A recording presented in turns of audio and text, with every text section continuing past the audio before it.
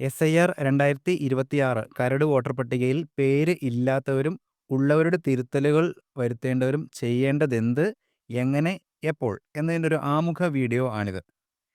ഇത് നമുക്ക് 4 രീതിയിൽ ചെയ്യാനാകും. 1. ഓൺലൈനായി നമ്മുടെ ഫോണിൽ തന്നെ ചെയ്യാം. 2. ഇലക്ഷൻ കമ്മീഷൻ്റെ ECI നെറ്റ് എന്ന ആപ്പ് ഡൗൺലോഡ് ചെയ്ത് ചെയ്യാം. 3. ഫോമുകൾ ഓഫ്ലൈനായി പൂരിപ്പിച്ച് BLOയ്ക്ക് നേരിട്ട് നൽകാം. 4. മതിയായ രേഖകൾ സഹിതം അക്ഷയ പോലുള്ള കേന്ദ്രങ്ങളിൽ പോയി നമുക്ക് ചെയ്യാം. ഇത്തരം അപേക്ഷകൾ ജനുവരി 22 വരെ ചെയ്യാനാകും. കൂടാതെ അന്തിമ പട്ടിക ഫെബ്രുവരി 21 വന്ന ശേഷവും നിയമസഭാ തെരഞ്ഞെടുപ്പിൽ നാമനിർദ്ദേശ പത്രിക സമർപ്പിക്കേണ്ട അവസാന ദിനം വരെയും നിങ്ങൾക്ക് ഇത്തരം അപേക്ഷകൾ വീണ്ടും ചെയ്യാം. ഇത്തരം അപേക്ഷകൾ പൂരിപ്പിക്കുന്നതിനായി 4 തരത്തിലുള്ള ഫോമുകളെപ്പറ്റി നിങ്ങൾ അറിഞ്ഞിരിക്കുക. അതിൽ 1. വോട്ടർ പട്ടികയിൽ പേര് ചേർക്കുന്നതിന് ഉപയോഗിക്കുന്നത് ഫോം 6 ആണ്. കൂടെ ഒരു ഡിക്ലറേഷൻ ഫോമും സമർപ്പിക്കേണ്ടതുണ്ട്. 2. പ്രവാസികൾക്ക് വോട്ട് ചേർക്കുന്നതിന് ഫോം 6A ആണ് ഉപയോഗിക്കേണ്ടത്.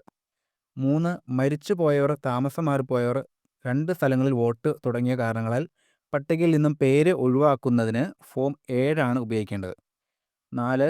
പട്ടികയിൽ പേരുണ്ട് പക്ഷേ തിരുത്തലുകൾ ചെയ്യണം, അങ്ങനെയെങ്കിൽ ഫോം 8 ആണ് ഉപയോഗിക്കേണ്ടത്. നമ്മുടെ ഫോണിൽ ഇതെങ്ങനെ ചെയ്യാം എന്നതിൻ്റെ ഒരു ആമുഖമായ ഒരു വീഡിയോ വിശദീകരിക്കാം. ബ്രൗസറിൽ CEO കേരള എന്ന് ടൈപ്പ് ചെയ്ത് ഇലക്ഷൻ കമ്മീഷൻ്റെ ഹോം പേജിലേക്ക് പ്രവേശിക്കുക. താഴേക്ക് വന്നാൽ വോട്ടേഴ്സ് പോർട്ടൽ എന്നതിൽ ക്ലിക്ക് ചെയ്യുക. തുറന്നു വരുന്ന ഈ പേജിൽ നിങ്ങൾക്ക് ഓൾറെഡി ഒരു അക്കൗണ്ട് ഉള്ളവരാണെങ്കിൽ ലോഗിൻ ചെയ്യുക. വിദേശത്തുള്ളവർ ഇമെയിൽ നൽകിയാണ് ലോഗിൻ ചെയ്യേണ്ടത്. അക്കൗണ്ട് ഇല്ലാത്തവർ ഒരു മൊബൈൽ നമ്പർ നൽകി OTP നൽകി യൂസർ നെയിമും ക്രിയേറ്റ് ചെയ്ത് ഈസി ആയിട്ട് അക്കൗണ്ട് ഉണ്ടാക്കാം. ലോഗിൻ ചെയ്ത് വരുന്ന പേജിൽ താഴേക്ക് വന്നാൽ മുമ്പ് പറഞ്ഞ പോലെ 4 തരത്തിലുള്ള ഫോമുകൾ കാണാനാകും. ഇവ എങ്ങനെ ചെയ്യാം എന്നതിൻ്റെ വിശദമായ വീഡിയോ അടുത്ത വീഡിയോയിൽ പങ്കുവയ്ക്കാം. ആവശ്യമുള്ളവ തിരഞ്ഞെടുത്ത് പൂരിപ്പിച്ച് സബ്മിറ്റ് ചെയ്യുക.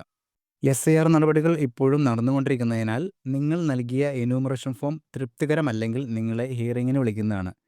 ഇങ്ങനെ ഹിയറിങ്ങിന് ശേഷം നിങ്ങളുടെ പേര് വോട്ടർ പട്ടികയിൽ നിന്ന് നീക്കം ചെയ്യുകയാണെങ്കിൽ നിങ്ങൾക്ക് കളക്ടർക്ക് അപ്പീൽ നൽകാം. അവിടെ നിന്ന് പ്രതികൂലമായാണ് നടപടി ഉണ്ടാകുന്നതെങ്കിൽ ചീഫ് ഇലക്ഷൻ ഓഫീസർക്ക് നിങ്ങൾക്ക് അപ്പീൽ നൽകാനാകും. ശേഷം അന്തിമ പട്ടിക ഫെബ്രുവരി 21 വരും. ആ പട്ടിക വന്ന ശേഷവും നിങ്ങൾക്ക് വീണ്ടും ഇത്തരം അപേക്ഷകൾ സമർപ്പിക്കാവുന്നതാണ്. നിയമസഭാ തെരഞ്ഞെടുപ്പിന് നാമനിർദ്ദേശ പത്രിക സമർപ്പിക്കേണ്ട അവസാന ദിനം വരെയാണ് അങ്ങനെയുള്ളവർക്ക് സമയം ലഭിക്കുക.